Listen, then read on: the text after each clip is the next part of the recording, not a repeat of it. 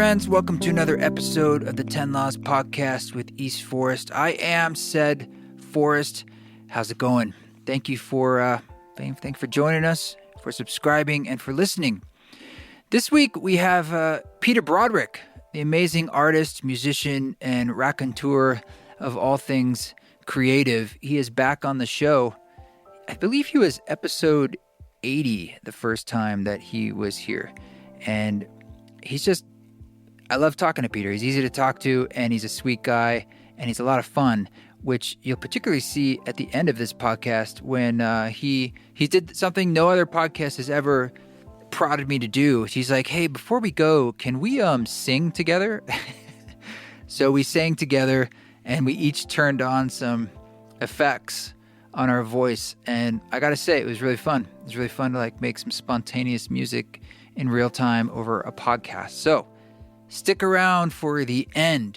I just got back from New York City. Rada was there, and I was visiting with my dear friend Mark G.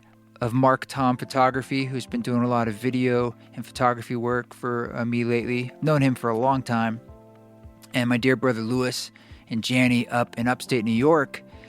And we did all sorts of things. We went over to the 1RPM studios to shoot some live stuff, some live versions of some songs from Possible, and some other B-roll and photography around the city. And we worked on a music video for Undying that Mark's directing, and got upstate and had these wonderful meetings. We met up with Julie Holland, who's also on the podcast, at her home, and went swimming in a lake there, and went over to Reconsider, which is doing some amazing work. It's being organized. Reconsider's bought some land up there, and they have all sorts of interesting plans, but they are some of the executive producers of Fantastic Fungi, which is a wonderful movie if you haven't seen it yet. But anyway, it's a great trip, and I have a soft spot for New York in the summer, and the weather was great, and things were starting to open up, and I could just see the elation on people's faces as they were out and about on the streets of New York.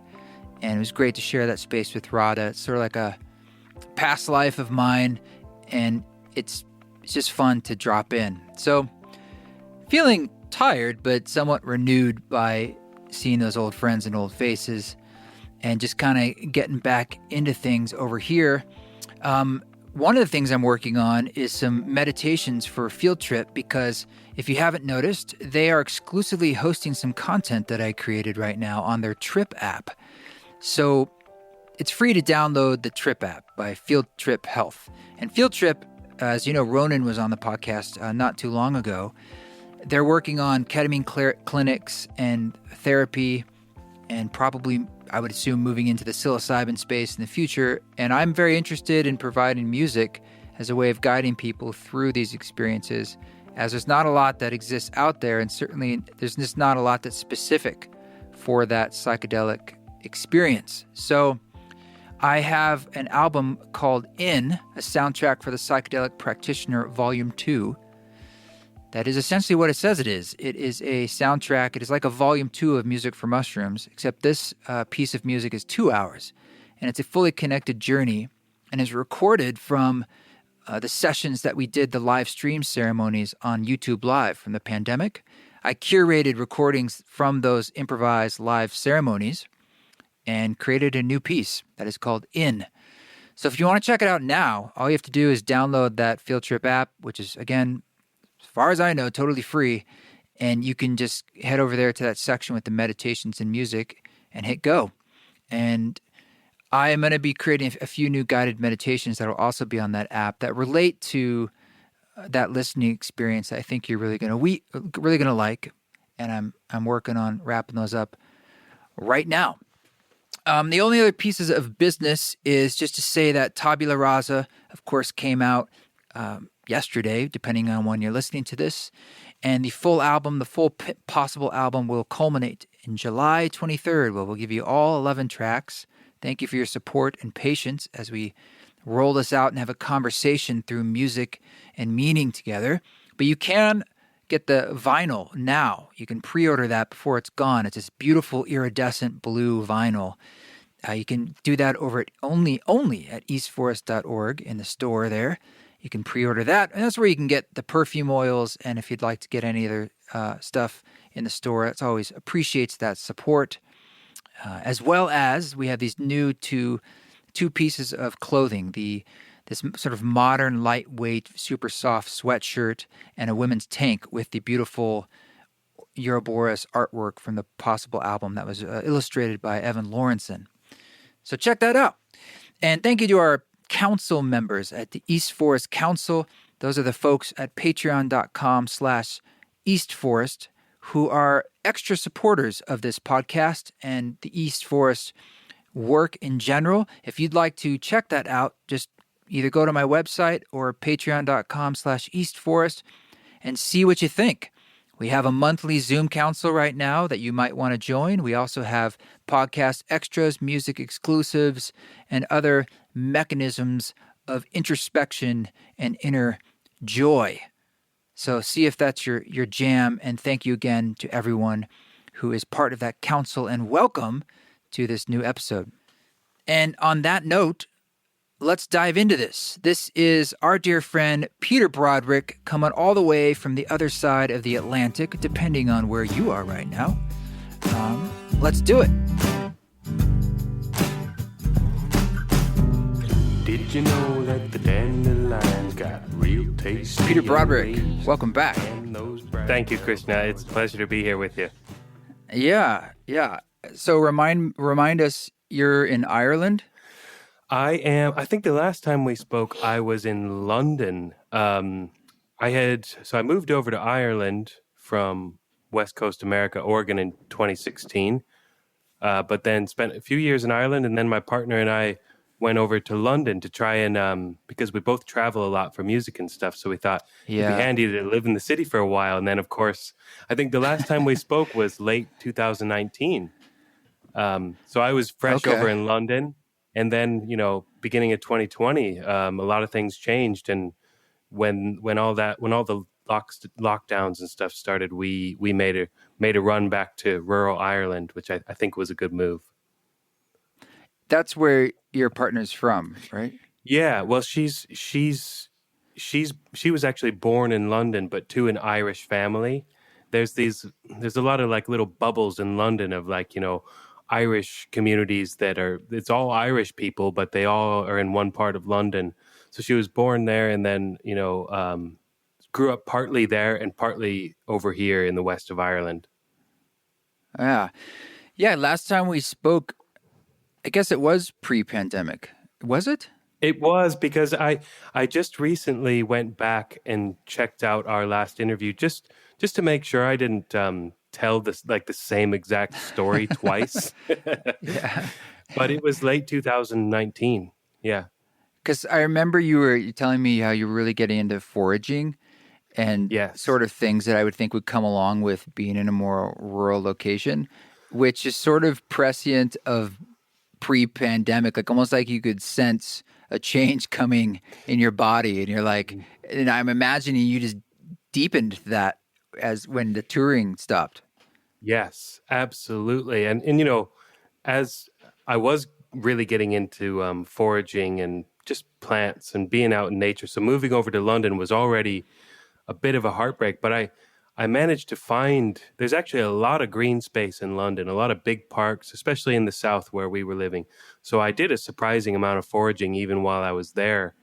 But yes, since touring has stopped, last summer, even into the winter, and especially now that spring's back in, I was telling you right before we hit record that I was almost late because I was outside. I was actually doing an experiment making paper out of grass. So so I was out there. How did it go? How does your experiment? Did you make some paper? I think so. I'm waiting for it to dry now. But it's just out of grass that grows in the local bog here. So yeah, I've been doing a lot of that, and like what you said, it's almost as if my body could sense it or something. I have to say that like when all the lockdowns started, and I don't know how it was over there in the States, but over in London and over here, there was a lot of people were kind of scared because a lot of the shelves in the supermarkets were like empty. Yeah, here too. Yeah. And that made a lot of people panic. But because I had spent the last few years learning what's edible that grows wild in this climate, Yeah. I felt this strange sense of security of not being freaked out if I can't get something. It would still be a struggle for me to survive, but I would be so determined to do it, and I feel like I'd find a way with the knowledge that I have already. If I couldn't go to the supermarket, Yeah, man. Any kind of resiliency, it's a diversification of your food source. It makes me think of Dave Holliday, who was on this podcast a few episodes back, who's a friend of mine from down in southern Utah. And he is a primitive skills guy, and he had wanted to live like a caveman for a summer, a season, but he did it for a month. And it's sort of a similar idea. It's like, for him, it's enjoyable and getting connected back to the land for him. But there's this recognition that of how little that he actually needed and how he could get a lot of it. He wasn't allowed to use anything made of metal unless he essentially forged it himself, and no electronics or cars or anything like that. Clearly, couldn't be in a house or a home or anything of that nature. It's just only like what was available from Stone Age times. And there's something to be said for like knowing the food that is around you. I'd imagine that gives you a sense of, like we said, resiliency. Sort of like you're not just reliant on what's brought to the store. Yeah. Yeah, it's been an interesting process for me because, my upbringing and education growing up in small town America was like, look at what the primitive people used to do, and look at all the different gods they believed in. And as I've gotten older, I kind of look at those like indigenous cultures. I have a tendency to almost overly romanticize them now because I was brought up to sort of disregard them as some sort of primitive, unevolved people. But when I came to realize on my own that, wait a second, maybe people that live in this way, so connected to Mother Nature and the cycles of the earth, and maybe we've lost touch with something very important that these people are in touch with. And so I've kind of been sort of diving back that way as much as I could, almost to the point sometimes where, I refused to get engaged in social media for so many years. But it's actually, since I think the last time we spoke, I wasn't using any social media and hadn't for so long. But in the last year, I've sort of started to try and fuse both of these worlds together. Both the look back to the ancient and also look towards the futuristic, and take what you can from both and fuse together. How's that going, man? It's a slippery slope. You're like, I'm just going to put my toe into the social media waters. I mean, that is a world where the best minds on this planet are like, how can we manipulate your brain to just hook you in? And I mean, really, it's not easy. Something really scary happened like a week or two into getting Instagram, which is less than a year ago now that I first started using Instagram. A week or two into it, I thought, you know what? Now I'm going to take a week off. I've dipped into it a little bit. Now I want to take a week off and just make sure I sort of keep this at bay, that I'm using it and it's not using me. And so I decided I'm going to take a week off. But for the first 2 days, and this is only after having used it for a couple weeks, mind you, for the first 2 days, the number of times I went to my phone, opened the app, and only then realized what I was doing. That you had done it. Yeah. It's like, oh my God, I have a cigarette in my hand. Wait a second. I'm not doing this week. And that happened, several times throughout the first 2 days. And it did taper off after a couple of days. But that says something, doesn't it? It's super powerful. I mean, it really is. Like, I mean, I've talked about this many times, just about I don't think we fully realize what it's doing to us, and things like the social dilemma. I don't know if you saw that documentary. Yeah, I It's didn't, incredible. but I heard a lot about it, and I feel like I know what it is already. Although it probably would be a good idea for me to watch. I was the same way. Yeah. I thought, I was like, oh, I know all this, and I even knew a lot of people who were talking in it. But then when I saw it, I was like, yeah, I learned even more, and it really put it together in a way that's pretty frightening about just the rise of populism and polarization, and sort of the connection to. It's basically our addictive patterns in our brains and social media, and how it's sort of creating these polarizing narratives for us that really didn't exist in quite the same severity before. So, but I was going to ask you about this deepening into the foraging and how that bleeds into your work. And I also saw that you released an album a bit back after we spoke that had to do with like blackberries all around. And I was like, oh, it is bleeding into your work. It seemed like this deepening into nature and the land and the ruralness. Absolutely. Well, I think I wondered for a while. For a while, it felt like, okay, I do music, and my other main passion is this foraging stuff.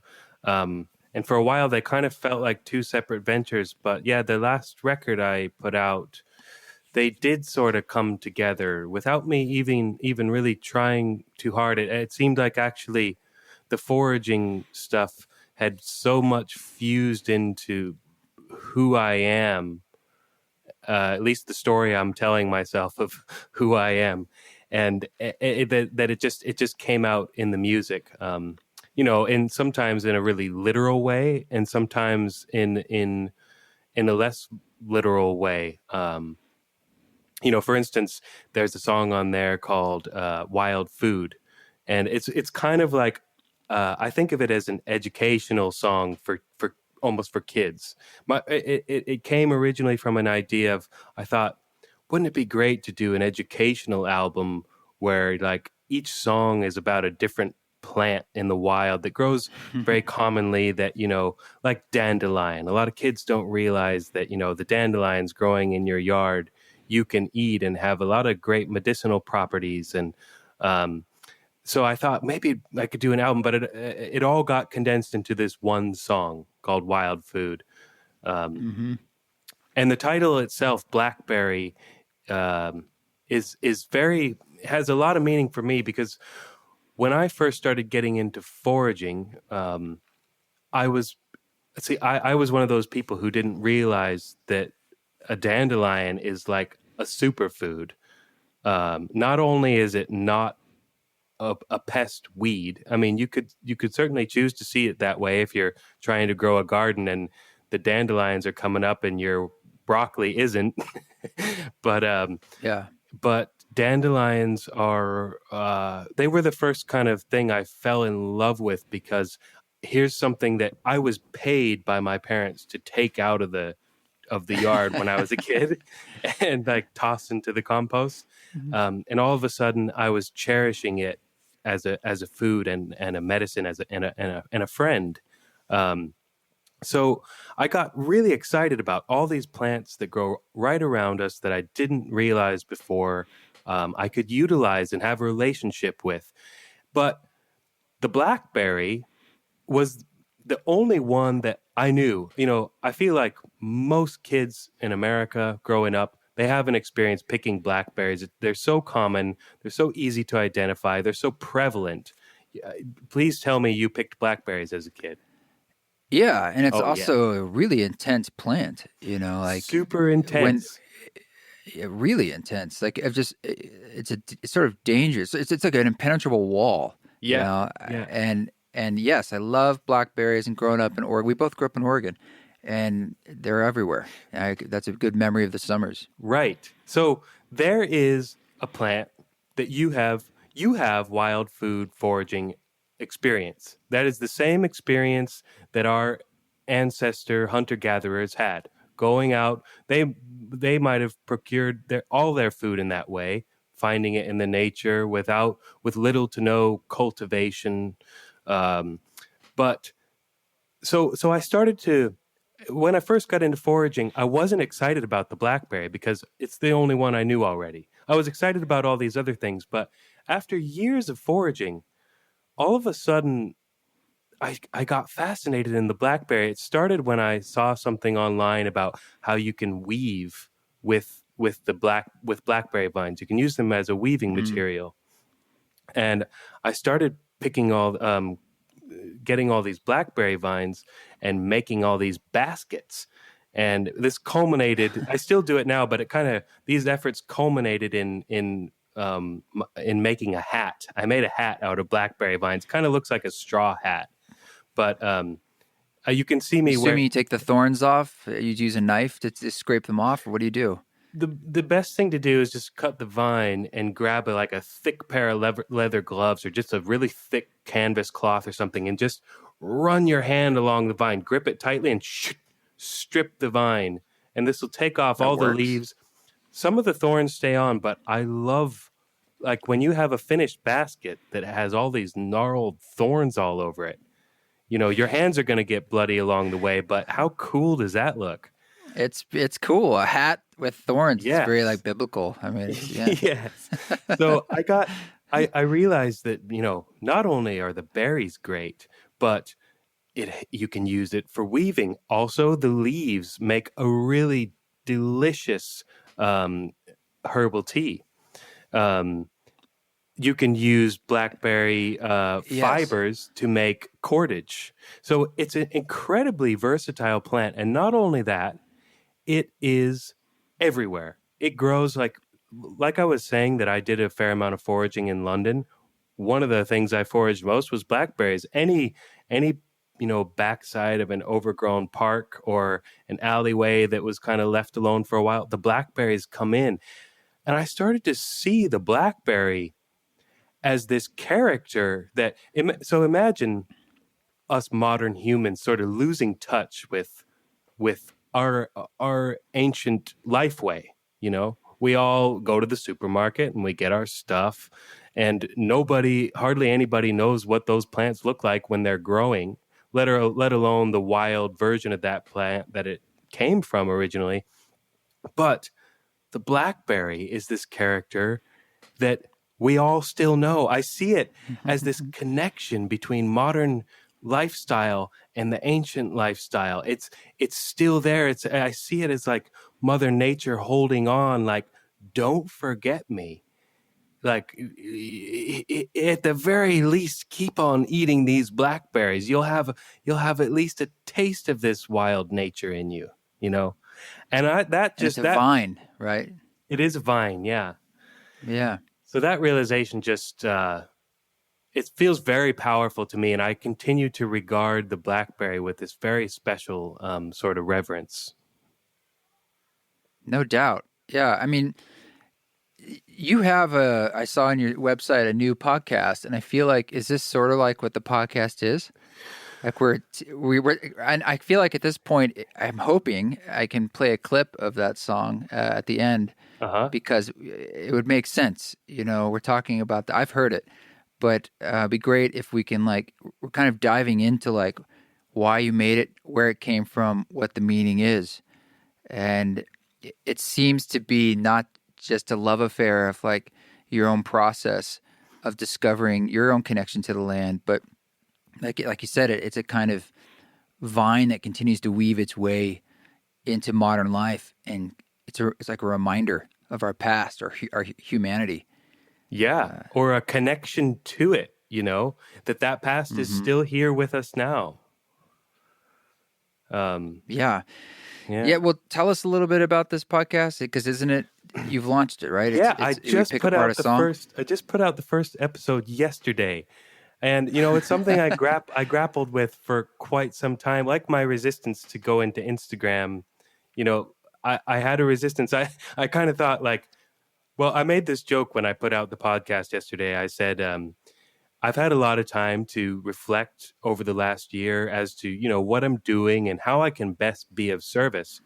And after much contemplation, I realized that what the world needs most right now is another dude with a podcast.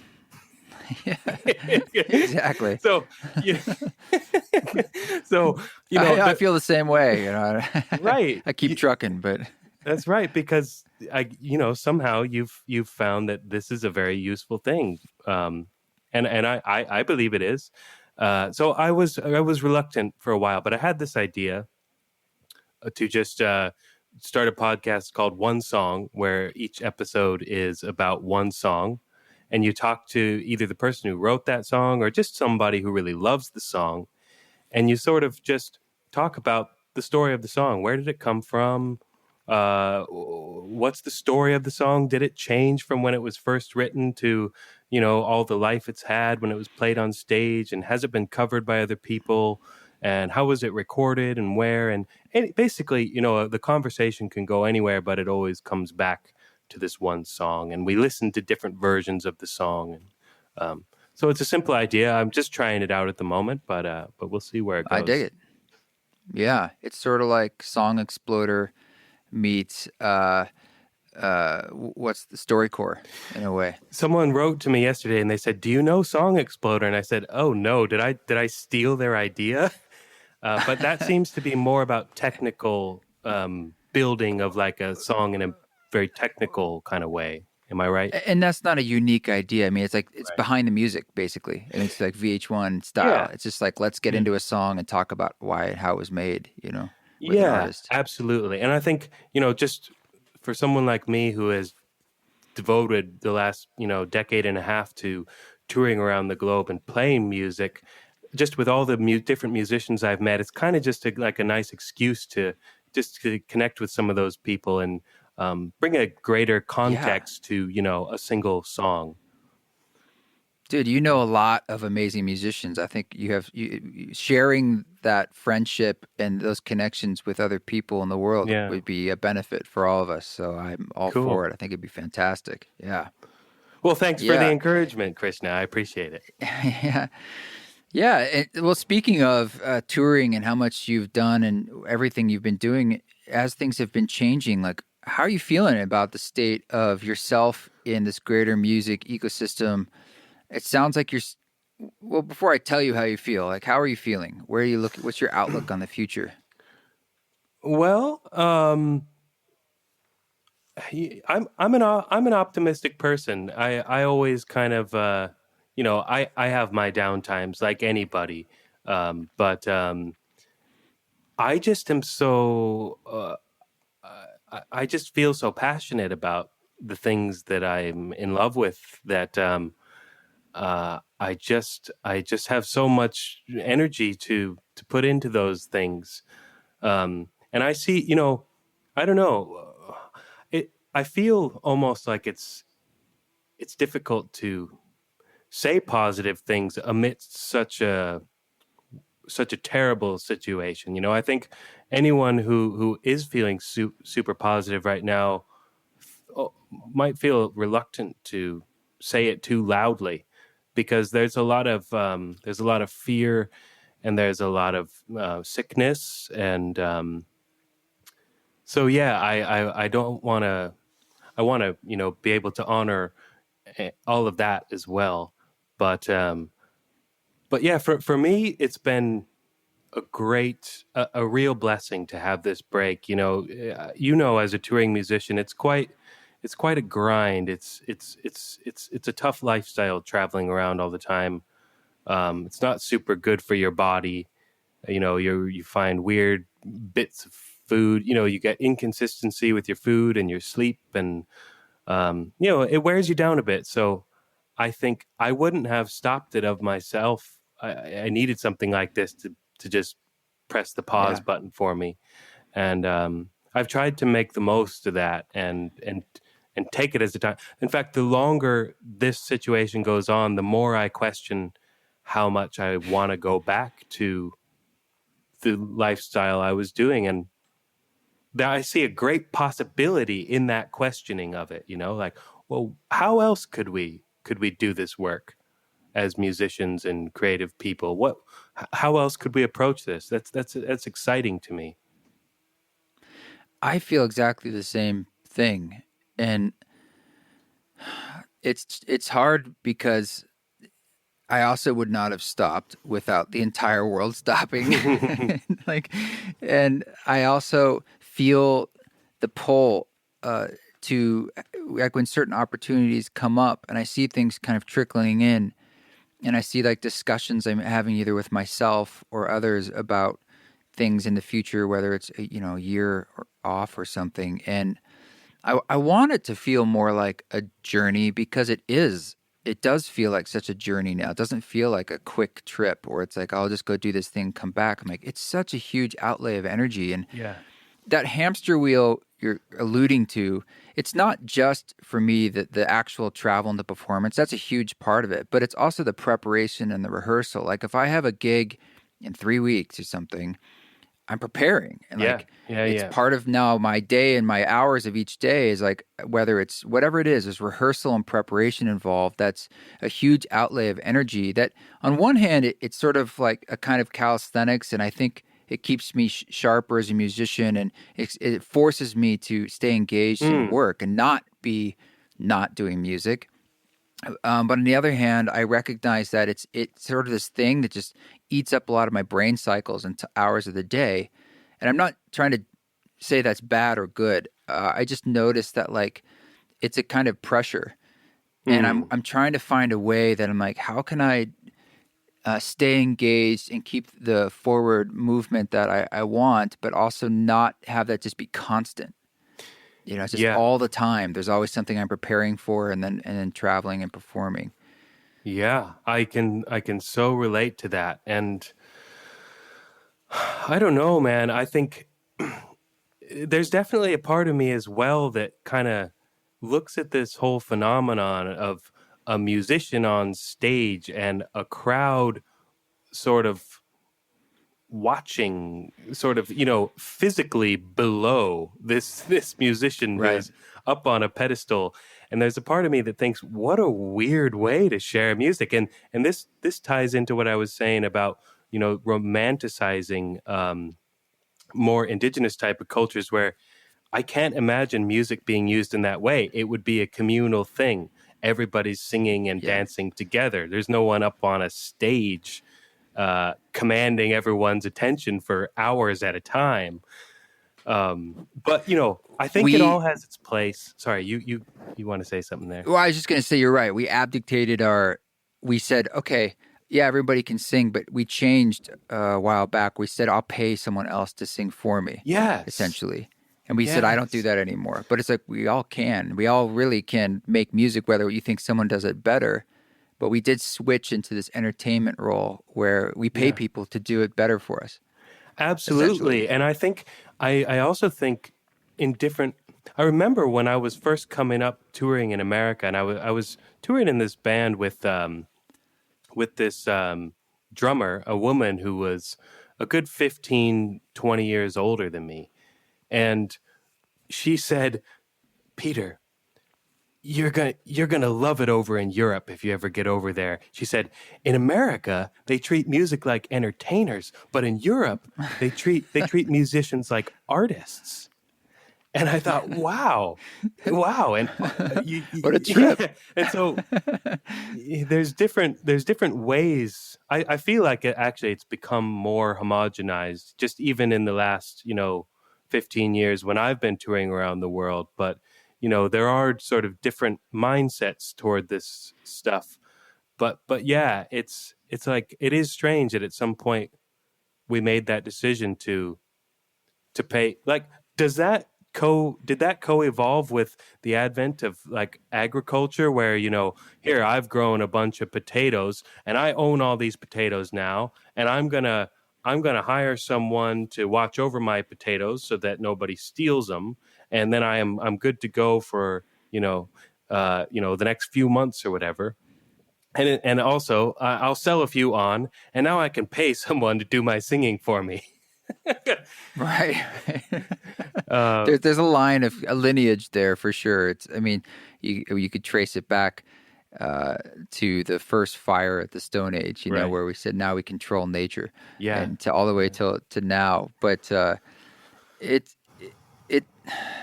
I started doing these concerts before the pandemic where I was in the middle of the room and it's in the round. And it was part of the energy of breaking down the proscenium. And it's sort of like, hey, we're in this experience together. And the energy of it can feel in a way more co-creative because we all know as performers, it very much is. Like if it's a rough audience, it's so hard to, even if there's like a couple people talking, there could be 1,000 people in the room and there's 2 people right in front of you on their phones or something. And it's like going back and forth. And it just sucks it right. They're vampires of energy. And it's just so difficult to, they have a lot of influence and power on a performance just with the gift of someone's attention is huge. You know, if they really are present with you, you feel freedom as a performer to really then just give back. Yeah. Yeah. One thing that I've almost always done since I started performing a lot is, you know, if I'm up on a stage at some point in the show, in the middle of the show, I'll, you know, take off or get away from whatever instrument I'm playing and sing and walk off the stage and walk through the room and sing. And you can feel this like invisible wall between the stage and the audience go shoo, poof. And it's super weird for a moment, but it almost always has a really positive and wholesome effect. Yeah. Do you get them to sing with you, or are you just sort of non-amplification? You're just singing in the room? Most of the time, I try not to. There's a fine line with audience participation for me because on one hand, I think, if someone's paid, 20 euros to come see this show, I should be the one singing. They paid me to. Let's not ask them to do the work. But when you do, so it can be such a great thing when you do all sing along. And I just was thinking while you were talking there that, maybe as well an interesting way to look at the role of a musician, and I think you'd probably agree with this, is, less of an entertainer and more of, I don't want to sound pretentious or presumptuous, but like almost more of a doctor or a healer. It's a therapy. You come there because, and I think that's what music is for a lot of people who work in a job that maybe isn't that fun, and in the night you might go and view a concert, and it's a completely therapeutic medicine, really. So maybe that's a nice way of seeing that role of the person, because you would go to a healer or a doctor or whoever you go to, your acupuncturist, you would go to them and pay them for their service, or somehow, you might trade something, but you're going to give something for them to, heal you or give you some sort of therapy. I see it like a weaver in a way, or it's a. Let me use a different kind of analogy, so we're not sounding too pretentious. I was saying to a friend who's a comedian, a different kind of performer. I was like, I really feel like comedians in the modern era are like the shamans of our time, because they're the ones who are the ultimate tricksters, who are up there. I mean, laughter is sort of like creativity, and it's utterly unique to human beings as far as we know. It's like this amazing thing we take for granted that what is funny? Like what is this sense of humor and this ability to reflect on something and see it in a different way? And now it's like it's the cosmic joke personified in a way, like one of the greatest aspects of God and creation in the universe, this idea of like, it's all a joke. Yeah. It's all deadly serious, but it's also, it's kind of silly, that trickster energy that is a through line of everything.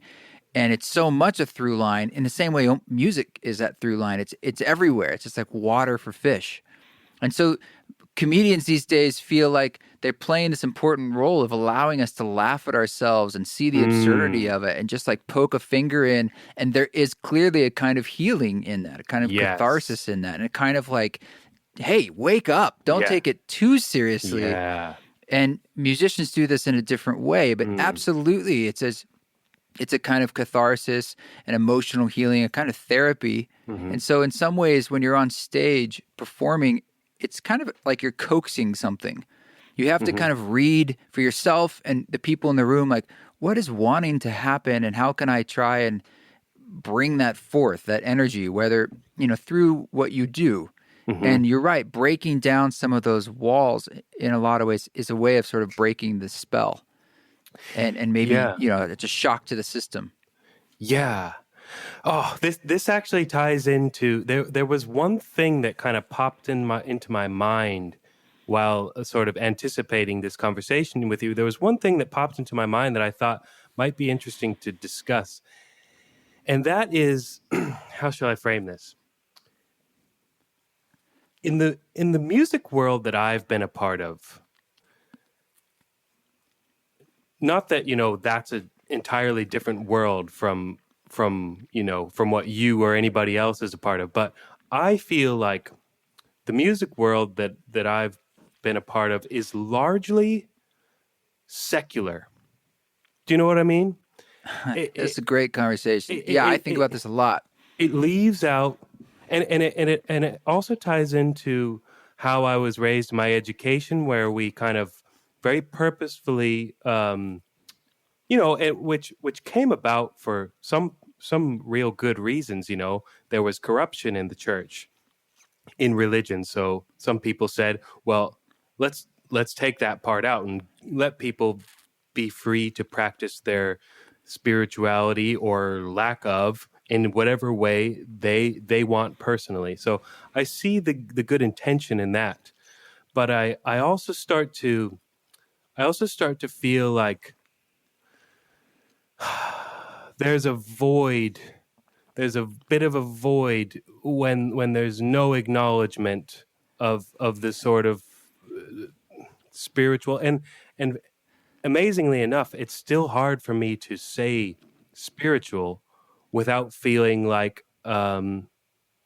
without feeling kind of silly about it, because I was raised in this world that was so secular and left that part out. And the music world, especially, like if you think of all the top cool, hip, trendy music websites and publications, it's, for lack of a better word, it's all so secular.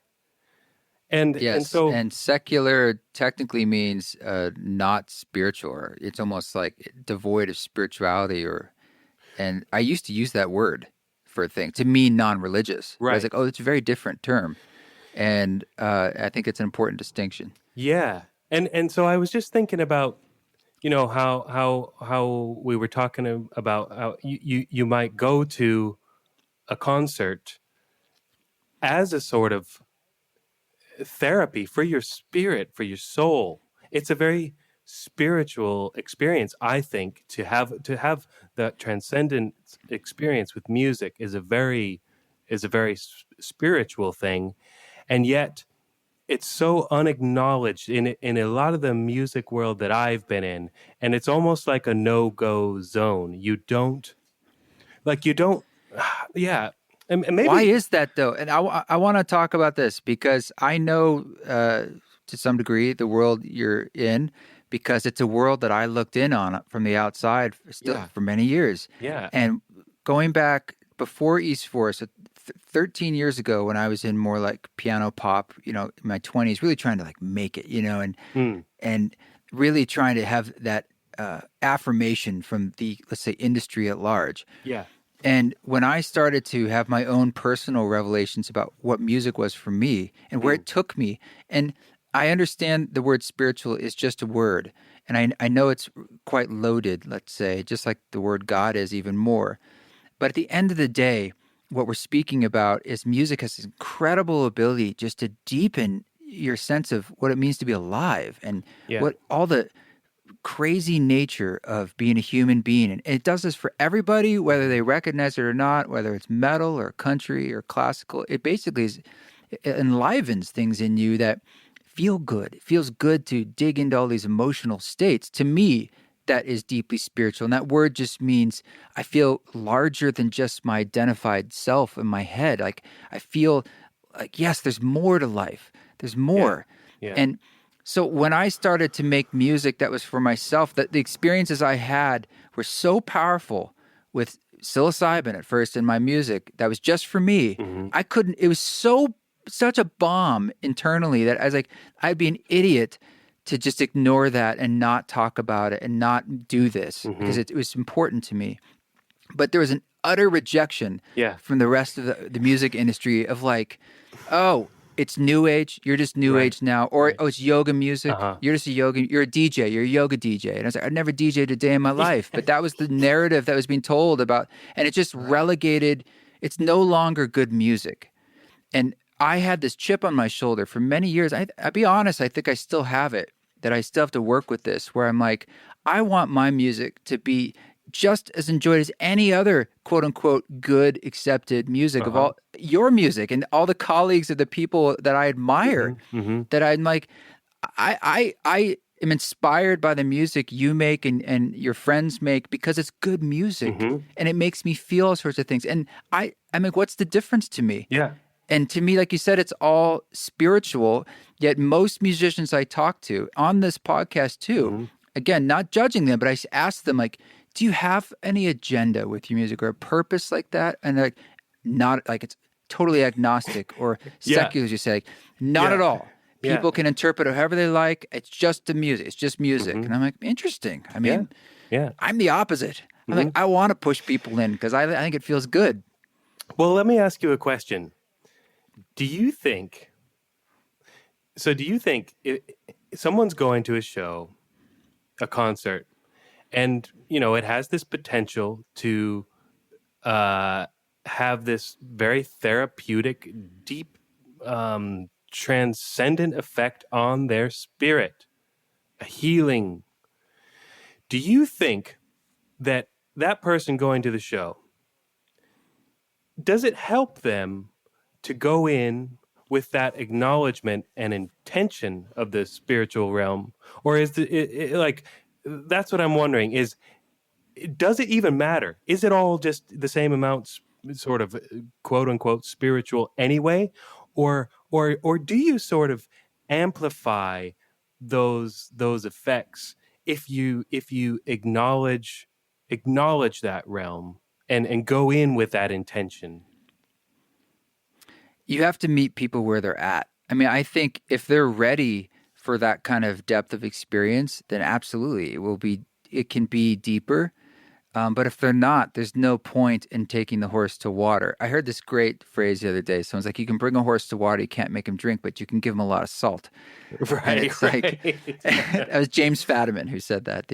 And I think for myself, my interest has always been, how can we make things spiritual, but in a way that it's inclusive to everyone. There's nothing, anyone could walk into this experience, and if they just have one doorway open to say like, I'll listen, then it's like there's bridges we can make that's like, no, this is a human experience. There's nothing I'm going to say or do or play that's going to trigger you where like, oh, now he's talking about dolphins or whatever, vibration, and now I'm not this club. That's not my tribe. You know, it's like, I want to bring the kind of spirituality or feelings that I feel, because I know we all feel them, and through music it has an ability, and it's happening already, but I do like to really kind of go more directly there, and that's just because that's what I like. But I think everyone's doing it. I do, and I think you go to any show, it's just sort of, it's like, well, this is the level we're comfortable to be at, but you can still have very powerful experiences. And it may be more revelatory or you know, it may be more this outward energy of celebration and even chaos at times. That's a kind of human experience. But it just, I think if someone does have that intention, hell yeah. I mean, music is an incredible tool. Yeah. Incredible tool. And I mean, it can be used as a weapon, you know, and so it's sort of like if you want to use that tool in ways to it's been used as a tool by shamans and journeys for millennia. Right. And so I think it really has a lot of power that a lot of people don't recognize. If they want to, that door is open for them. Yeah. Yeah. And just on that note, I will say that in my experience, like sometimes I might have a more spiritually impactful experience with something that doesn't claim to be spiritual at all then I would, because sometimes you get people who are pretending to hit the spiritual marks, Performative. who have picked up on somewhere that this works, and they're using all the lingo and all the terms, Yeah. but it's a surface thing. It doesn't actually go deep. You know that happens too. So sometimes, you might find a spiritual experience in the least likely of places. Do you know what I mean? Probably most likely, Yeah, right? maybe That's most how likely. it happens, because it's like any kind of performance. There's a real art to embodying that authenticity while performing, and that's the $1 million question. Is like, how do you really bring out a kind of truth for yourself in an authentic way while still playing that role of, well, we have to connect A to B, and then it's Right. a little rise here would be good, and that's what makes, I think, great artists and great performers is like they really are just coming from their place of like, this is what's true for me, but I found a way to do it that's real, or real. I should say real enough. Because Integrity. it's always integrity. Integrity Yeah, is the it's a great word, isn't it? It's just, yeah. If you can do what you do with integrity, you've got all your bases covered there. I think. That's a great place to be coming from. I mean, from the outside looking in, it's always seemed like for yourself, you've had that integrity of doing what you want to do. And I mean that as a compliment to say, like, it's coming from someplace real. It's not it's less an idea. It truly is like, I'm interested in this, or this is exciting to me, so I'm going to do this. Like, you made the album about blackberry and food and foraging because that's where you were, and it was exciting to you. It wasn't about like, there's no pandering in that. That's coming from you. No, I mean, I'm like a record label's worst nightmare, because you can't brand me. Every time you try to say what it is I'm doing, I'm gonna go and change it up. Which I love, but I'm sure I've frustrated many people who are trying to like just logistically sell what I'm doing. But you've released on many different labels, and is it still for you? Is that a comfortable process that you still believe in, of teaming up with a label to have them work the music? I was oddly thinking about this in the shower today. For some reason, it came to me as like, sometimes these deals feel backwards. Wouldn't it make sense that the label puts it out and maybe they get a larger share at first, but eventually no one's really working that music? It should flip back the other way. Or the term ends. It's like, why I saw a major label deal earlier this year. They'll give you like 12% forever. Wow. And own the music. Wow. And I'm like, but how does that really make sense? No one's really working it after a while, and then they just own it and take the line share. I don't get it. It's like, because they have the money to throw at it in the start, and you're never going to have that money to, you're never going to be able to put that big of an investment in it. So therefore I do not agree with this model whatsoever. And I do believe there is room for radical transformation in the music business, and not just in the music business, but how we do business and trade with everything. But because I'm in music, I've given a lot of thought as to what the music business is doing. I will say though, in the last few years, I've come to, as you say, I've worked with a lot of different record labels, but I'm going pretty steady with one at the moment that I've been working Erase with. tapes? Erase tapes, yeah. And my relationship with that, all the people at that label, and especially with the owner, with Robert, has it's really evolved to a place that I really love. And the thing I love about it is that because I make so much. I'm so kind of not to toot my own horn, but I'm prolific. I make stuff all the time, and if I didn't have some sort of filter over the top of me, I would be putting out an album every month. But nobody's got time to consume that. Nobody, and there's so much music out there. I really feel like there's a lot to be said for just sort of refining what you do and putting out, being conscious of the attention that you're taking from people and really giving them a nice little distilled little nugget of your creativity. So for me, the record label is that. It's the filter that I trust, that I feel so lucky because I feel like Robert at that label, he genuinely loves what I do. I really feel that way. So it feels like someone is interested in what I'm doing, and they also have an opinion about it, which is great sometimes, to be able to bounce ideas off somebody and they're like, yeah, this is great, but that part or that song, let's leave that off, or, it's really helpful. So that's where I feel like a record label is super useful. Yeah.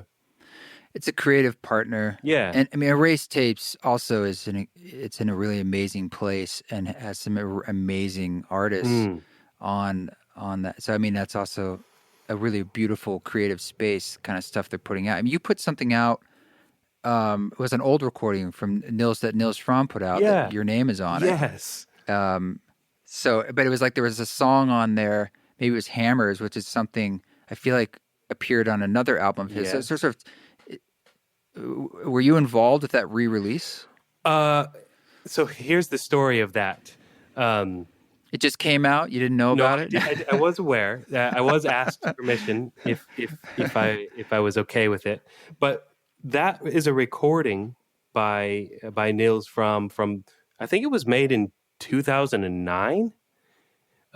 He went to this place in Austria, Graz, to do some recording, and he came back. And at that time, I was living in Berlin, and Nils and I were pretty close friends, and would sort of share a lot of what we were doing with each other. So he showed me these recordings, and he was actually, asking, like, if you have any input as to what track I should use, or I don't know if he asked me that actually, or if I was just listening to it and giving him suggestions. It's so long ago now, I don't remember. But I was listening one night alone at home, and I was listening to that piece that's called Hammers now. And I decided to just double up what the piano was doing with my voice. Almost like, have you ever had a keyboard that has a scat function? You're like, no. like, no. I grew up with these keyboards. It's like, a piano keyboard. Casios? But you can press a button for scat, and it's like, do, do, do, do, do. And if you really hit one hard enough, it goes, dow. Do, do, do, do, dow. And so I was almost imagining recreating that with my voice over the top of his piano. So I did it almost just as a joke for him, but also I was completely determined and serious to really get all these different notes. And I brought him over one night and played it for him. And the two of us just laughed and laughed and laughed. We were on the floor with laughter, and he was like, play it again, play it again.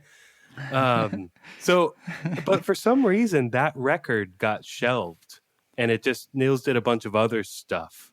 But just at the beginning of this year, he wrote and said, hey, we're thinking about putting this out. Are you still okay with, your voice stuff being on that song? And I said, absolutely, go for it.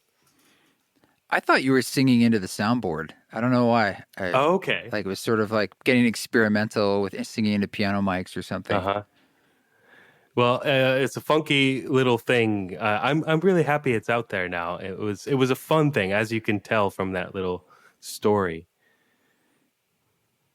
Yeah, and Nils Frahm, I just saw an article he might have done, or was an interview probably for that release, and he was talking about NFTs. Okay. and his hatred of them. And it's a subject that's up in the music industry, and I've other musician friends who are quite excited about it, and there's various concerns about it from different angles. I'm curious if that's something that's come across your radar. Yes, this is kind of funny too, because I was mentioning that I'm quite new to Instagram. So I got my first smartphone less than a year ago, and I started doing Instagram. And a few months after having Instagram, I got a message from a woman from Canada, and she said, "Hey, I'm working on a project where I ask musicians to compose music for some digital artwork, and then I sell it as an NFT. Would you be interested in composing?" And I read it and thought, NFT? What does that mean? I went straight to Google and I typed in NFT, and I read for a few minutes, and I was even more confused as when I started. But I thought, well, she obviously knows what this is. And so I got her to talk to my publisher and work out a deal. And I thought, well, sure, I can compose a piece of music for you to use for this thing. And so I did, but I still don't really. So let me see if I understand this right. It's essentially like a unique digital file, right? Even more specifically, think of it like there's a code, a blockchain code. There's a thing that makes it unique, but the file itself isn't unique in itself. You do what's called minting it, and now that particular thing, which could be a song, could be an image, could be anything, it could be an object. You're saying now there's only one. This is a unique one. And think of it as a long blockchain code, that just like there'd be a Bitcoin, right? That same technology now is like there's a big code that makes it it's unique. It can no longer be and now you can track where it goes in the world and who owns that thing. So the digital minting is the thing that you're selling. I don't get it. I mean, I understand to an extent what you're saying, but I don't get the desire for that. I just can't relate. And as you said that, I could feel the cells in my body kind of recoiling, like, ooh. Well, yeah. I mean, look, it's not any different really than saying anything we've decided has value. Right. Money in itself is sort of a social agreement. And so we say, I've written this song and you want to download it for $1. Technically it's digital, but it is a thing. It's an audio file, and now you bought it and we decided what the rights are to that. Well, with this, it's kind of saying it's another digital thing. Or physical thing, and it's the exclusivity of having one, or there's an edition of 10 or 100 that I suppose people want. There's a speculative aspect as well, because there's an assumption that it could go up in value, and so there's like this thing going on where it's like it's really just another like baseball card or a stock that they're like, well, it's about the money. Yeah, and people think that it might go up. Well, I see two completely flip side coin ways to look at this. On the one hand, and I saw someone write something a month or two ago that said, everyone's so surprised that NFTs are making such a big splash in the music world. Well, we really shouldn't be, because music has been so undervalued for so long. Like, this could be a really positive way of bringing more value to music. And so I thought, okay, that's an interesting argument, counter to what people complain about with Spotify, that no one's getting paid enough. But then there's this other part of me that's like, I just detest that notion of like exclusivity.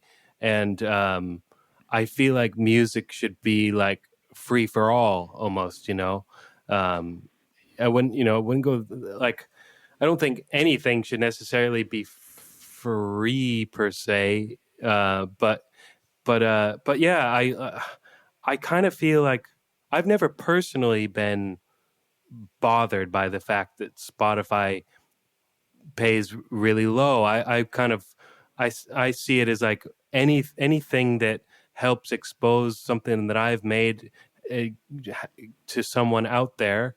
I see that as a really positive thing. And it maybe they tell their friends, and maybe they come to a concert, maybe they buy a piece of merch from you there in person.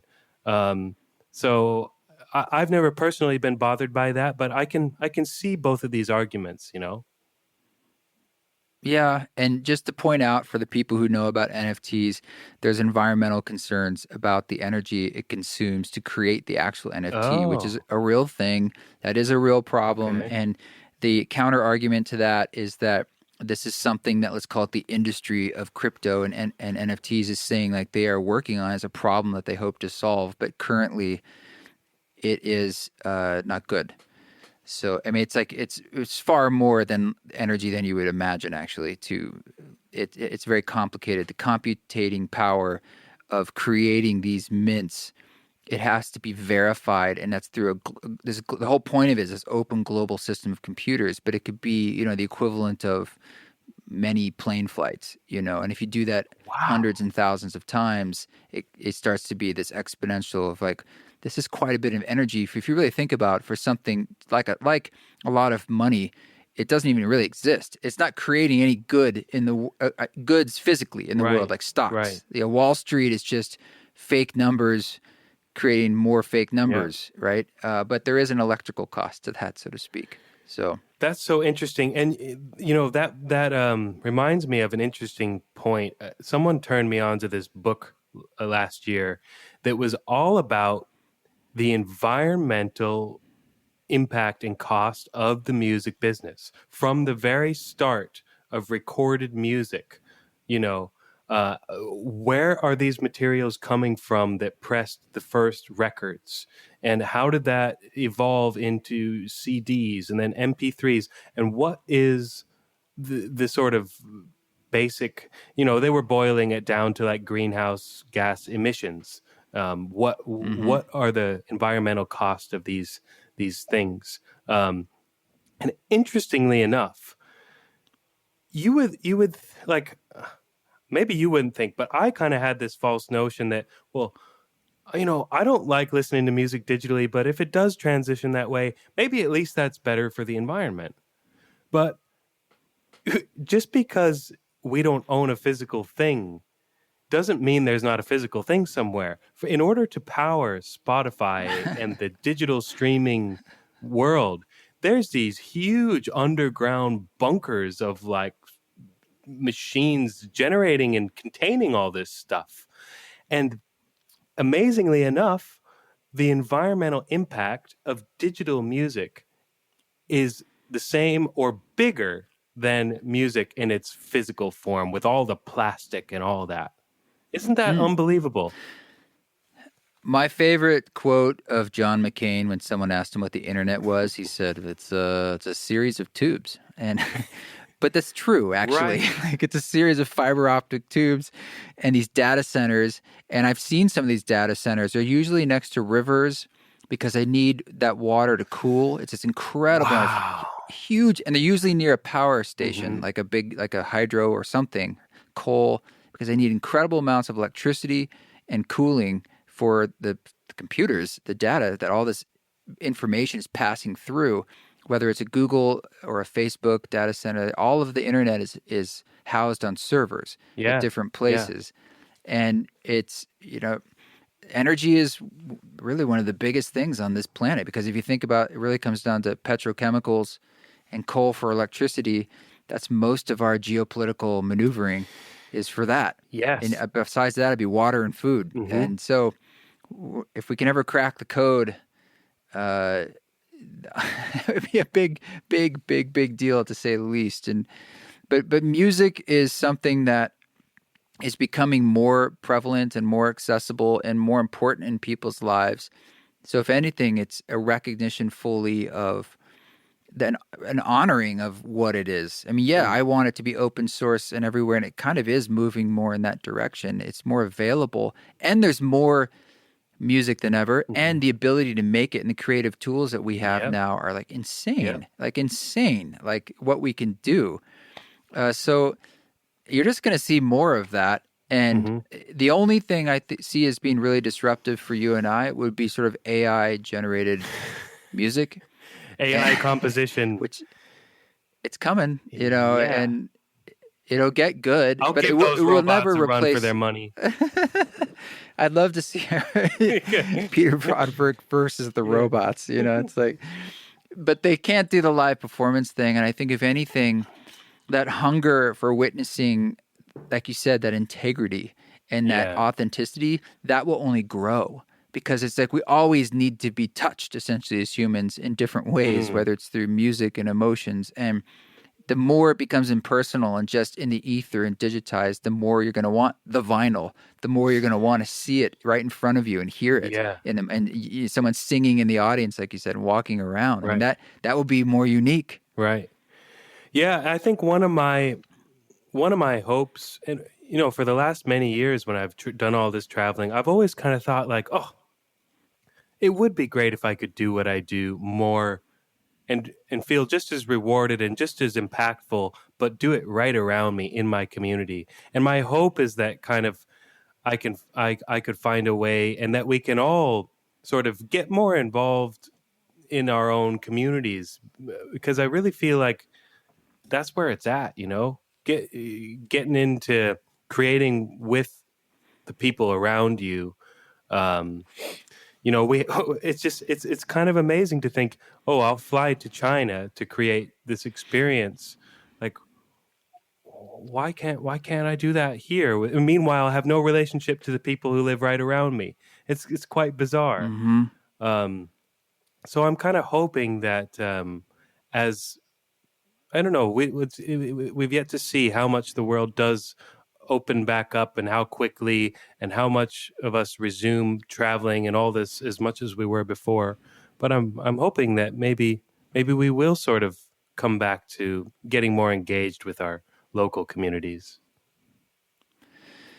Yeah. And I mean, also when I used to live in New York City, and now I keep going to smaller and smaller places. But then there's less and less of an opportunity for people right around me to play with, or that are sort of in that scene. Yeah. And I don't want to go back to the big city thing, or at least living there. I don't mind going there for times. But you're in rural Ireland, right? That's right. I mean, That's right. Yeah. So, and that's why we moved. Probably mostly just you know, as far as playing the music. That's why we moved to London originally. But yeah, of course, when all this stuff started happening at the beginning of 2020, it didn't make sense to be there anymore.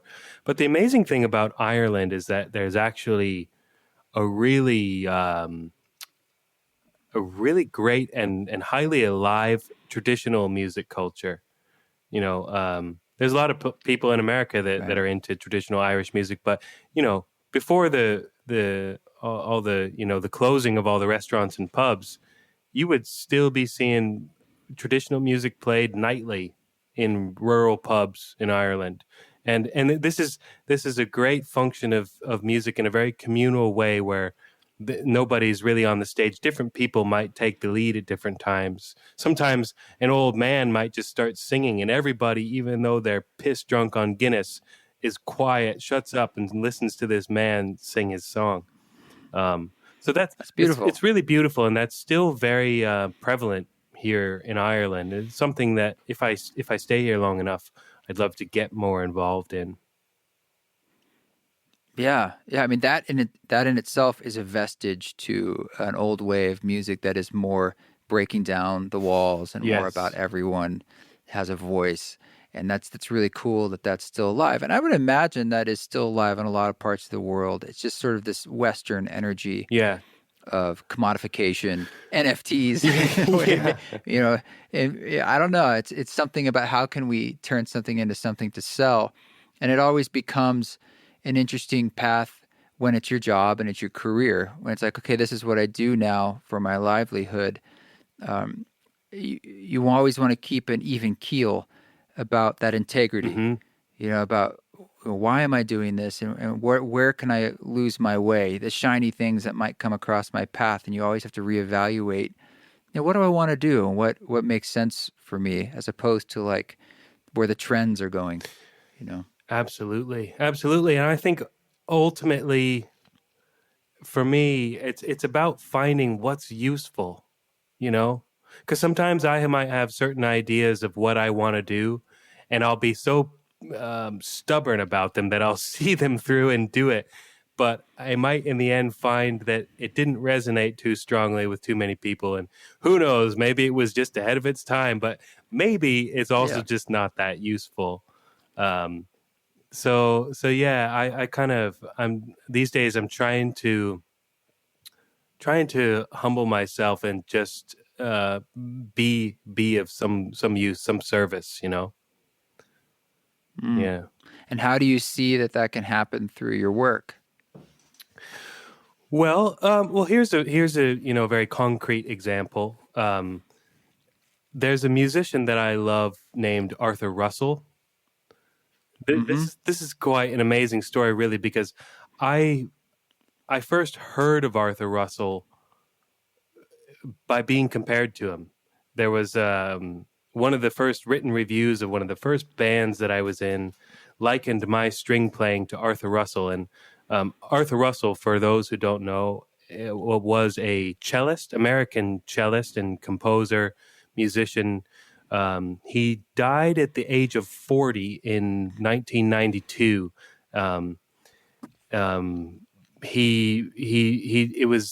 He contracted HIV, and it was during that time where HIV was kind of sweeping through, and AIDS was sweeping through the nation, and he passed away kind of quickly and much before his time, you know. But he was super prolific, recorded tons of music on all kinds of different tape recorders and different technologies while he was alive, and he left it all to his partner when he passed away, a man named Tom Lee. And Tom Lee just loved all of Arthur's work so much that eventually he, found somebody in the music business who could sift through some of this stuff, or the person in the music business maybe found Tom Lee. They found each other and they started putting out all this Arthur Russell music posthumously. And then Arthur became sort of like a cult legend, Arthur Russell. So I was compared to this guy. I started seeing his name, and then I had several people come up to me after some of my first concerts and say, that really reminded me of Arthur Russell. But I never bothered to go and check out who he was. I thought, no, I'm me. I'm not like Arthur Russell. I'm like me. But at some point I was just at a friend's house for breakfast, and they had some music on the stereo, and I said, who's that? And they said, that's Arthur Russell. And I was like, wow, I really like this. And then I went and dug into it and got obsessed with Arthur Russell, and then became influenced by Arthur Russell. So this is a bit of a long-winded story, but it's great. So I'm going to keep going with it if you don't mind. Sure. So around 2016, years after I've been really into Arthur Russell, a good 5 years, a friend of mine from Denmark was organizing a festival, and he says, Peter, I know how much you love Arthur Russell. I love Arthur Russell too. Would you come to my festival and play a set of Arthur Russell songs? And I said, absolutely. And he said, I'll put together a band for you. So it was super fun. I learned all these songs. I had a great excuse to learn all these songs by my hero. And I flew to Denmark and got to play with a big band, out in the summer sun at a festival.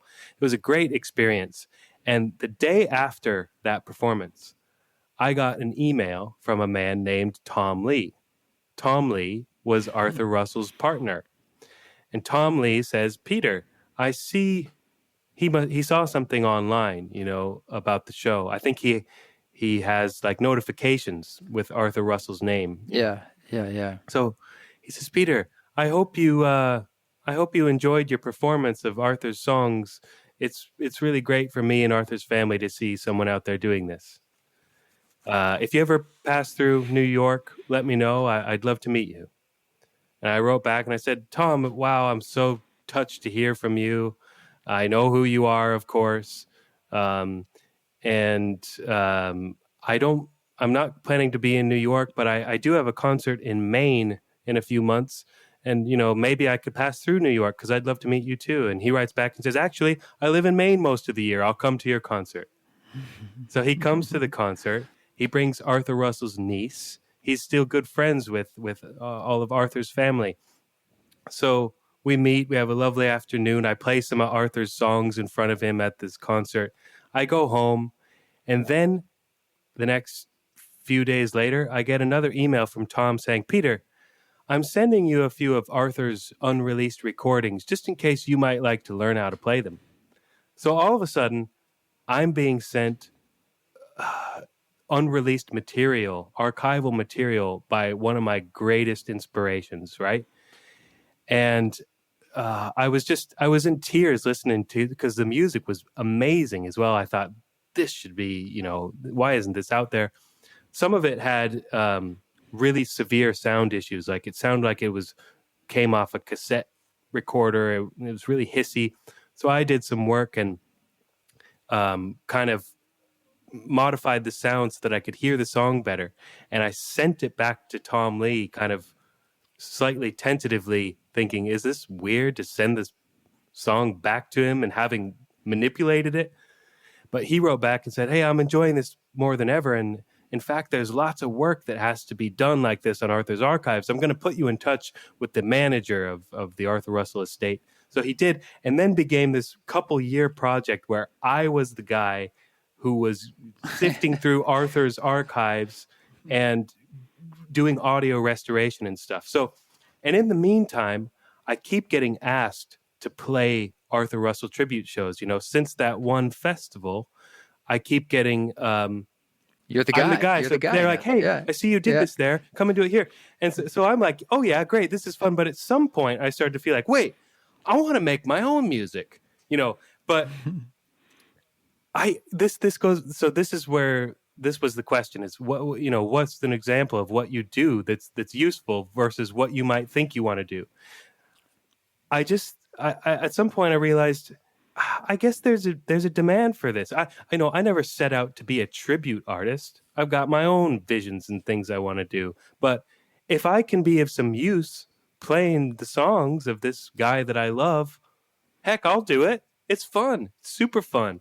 But I've had moments where I thought, oh, this is impeding too much on what I want to do. But at the end of the day, 99% of the time, if someone contacts me, which they still do regularly, to do something Arthur Russell related, 99% of the time I'll say yes, because I feel like it's useful.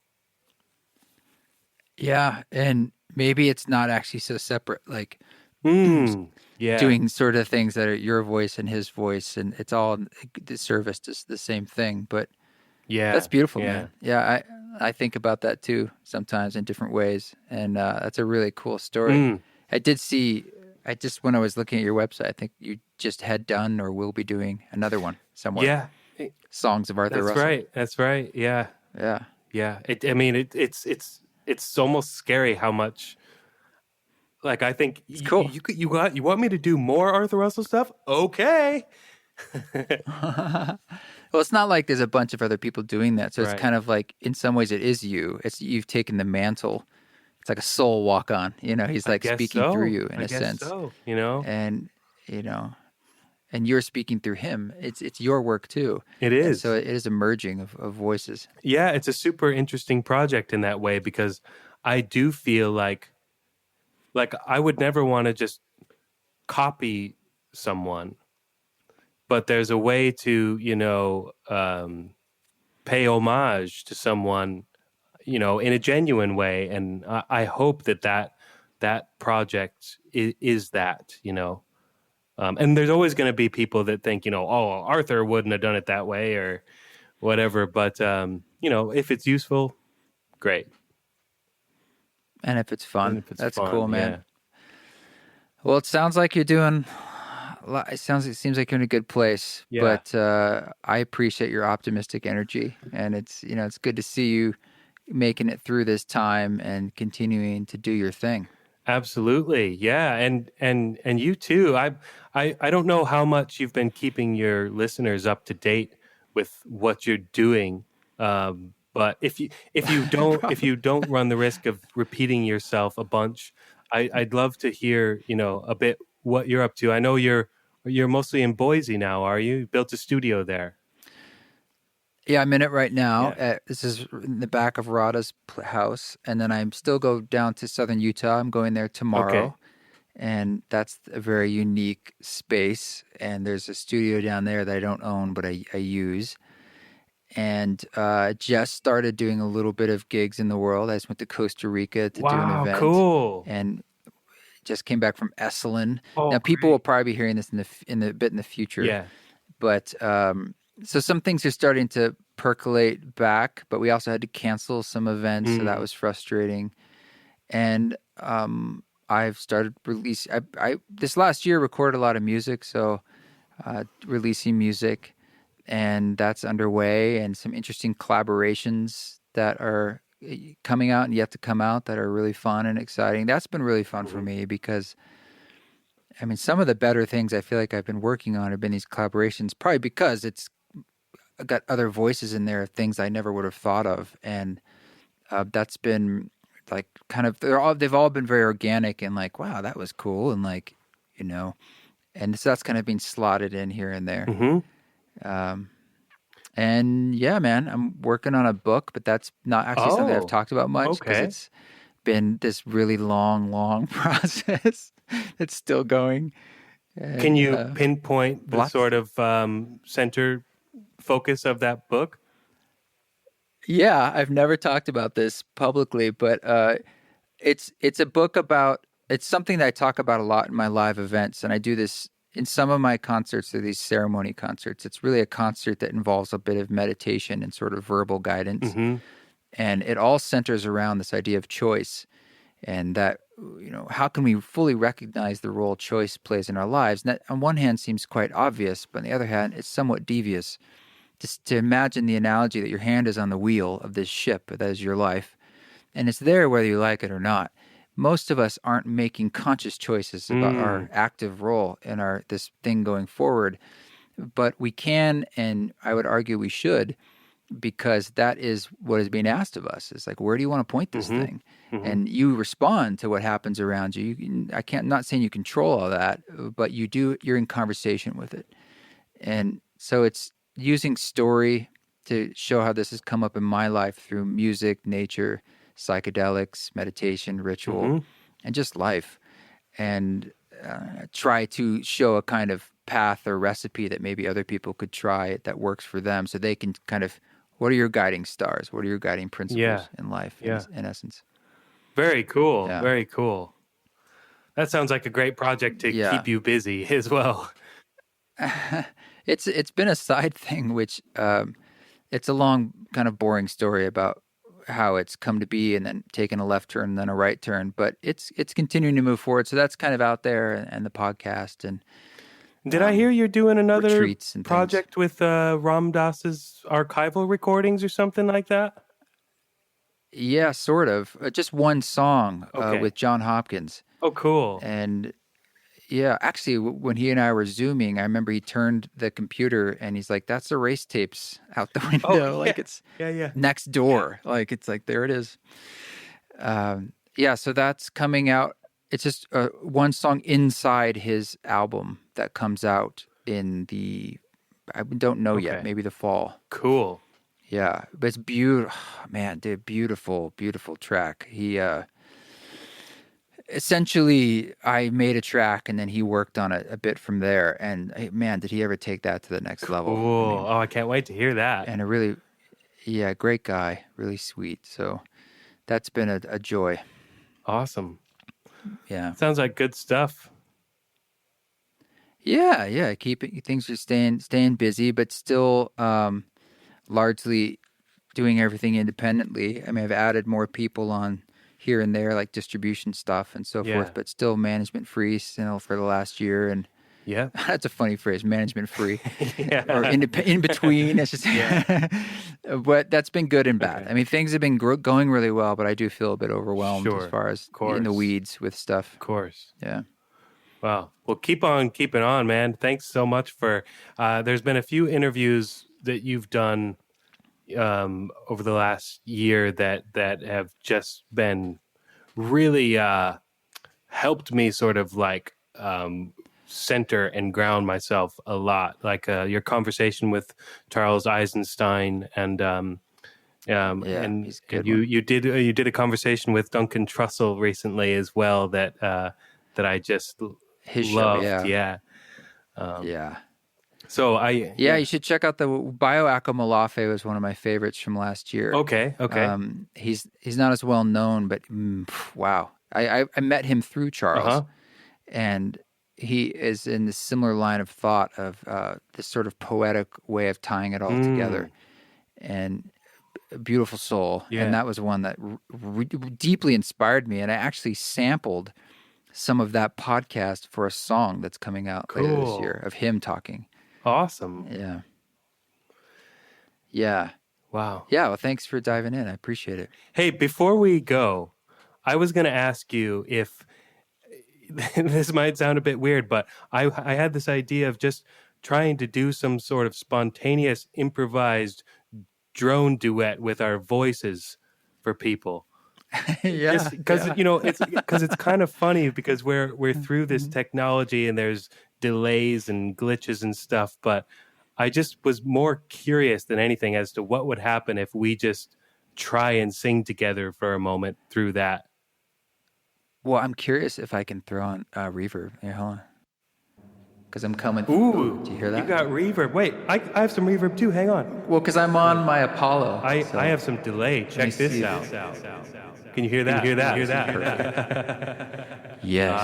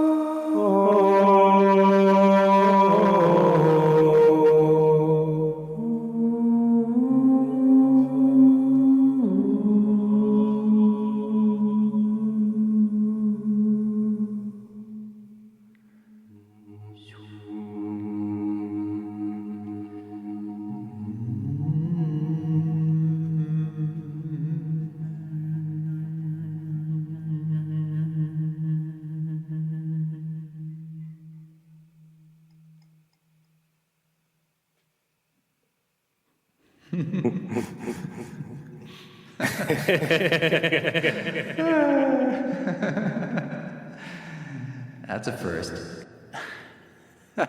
Nice. Thank you for indulging me there. That was fun. Anytime. Well, thanks, Peter. Always good to see you. We'll do it again sometime. And yeah, appreciate it. Appreciate your time. Thanks for having me back. Take care of yourself. I hope we meet in the flesh sometime. Well, that was fun. I always love talking to Peter, and he's always fun for surprises. This song that we're hearing now in the background is called Wild Food, and he was generous enough to allow us to place it here. He's got so much diversity in his music. I encourage you to dive into his world if you haven't already. Stuff that is both joyful and playful, and stuff that is incredibly deep and emotional. He's a real talent. So check it out, and thank you, Peter. And thank you to everyone who can review this podcast. If you're on Apple Podcasts, please give us the 5 stars. Give us a little love, a little support. If you want to go deeper, you can share it with your friends. You can always say hello on social media. And patreon.com/eastforest if you want to be a supporter and a council member and dive deeper into witnessing one another and seeing where that process can lead. You can join and see what it's like, and you can unjoin later if it's maybe not your thing or your circumstances have changed, but we do appreciate that. More to come, of course, next week, and thank you for being a part of this new Possible album that's rolling out. And go check out the new In album over on the Trip app and see what you think. I'd love to hear your thoughts. All right, guys, keep walking your walk. Don't take any shit, but if you do it with grace. I'll bet you can guess where that grows, if you doesn't already knows. And if you can't figure that one out, well then somebody ought to tell you that you're dumb as hell. And you ought to eat some wild food, 'cause that'll help you. Wild food, it'll make you smarter. Wild food, come on dude. There's a little plant called wood sorrel. It's got 3 heart-shaped leaves. Even the kids like the taste of that one. It's a little tart and sour like a lemon, but when I see a patch, I just can't help but go over and snatch. And you can eat the whole plant of red clover, but the flower's my favorite part. And I've heard it's good for the heart. Speaking of the heart, well there's no better plant than old hawthorn. Don't be scared away by the crown Jesus worn. Well, he must have liked his wild food. It used to be all wild food, but now it's rarely wild food. Come on, dude. You work a job for money. You spend the money on food. And then you go to the gym and spend more money to get rid of the food. Well, how about spending the day outside? Running through the trees, now that's exercise. Filling up your basket, snacking all the way. Eating that delicious, highly nutritious, the best food available on planet